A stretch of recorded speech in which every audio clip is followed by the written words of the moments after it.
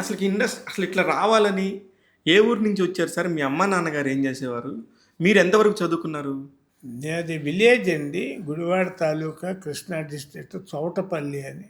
చౌటపల్లి. నేను SSLC failure క్యాండిడేట్ని. SSLC failure అయ్యారు. ఫ్యామిలీ పరిస్థితులు కూడా అంతంత మాత్రంగా, ఫైనాన్షియల్ బ్యాక్గ్రౌండ్ లేదు. ఆ, ఇంకా చెప్పాలి అంటే without telling to the parents, over night ఇంట్లో నుంచి బయటకు వచ్చేసా.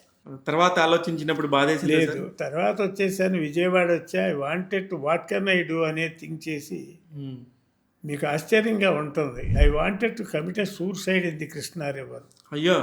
అది నా డెసిషన్తో కృష్ణా రివర్ పక్కన ఒడ్డున కూర్చుని 2 days అసలు కృష్ణా రివర్లో వాటర్ తాగుతూ మెయింటైన్ అయ్యా. బా. అట్లా అఫ్కోర్స్ తర్వాత ఏదో గ్యానన్ డెంకన్ కంపెనీ అని 1956 అనుకుంటా, 54 కృష్ణా బ్యారేజ్, ప్రకాశం బ్యారేజ్ కన్స్ట్రక్షన్ స్టార్ట్ చేశారు.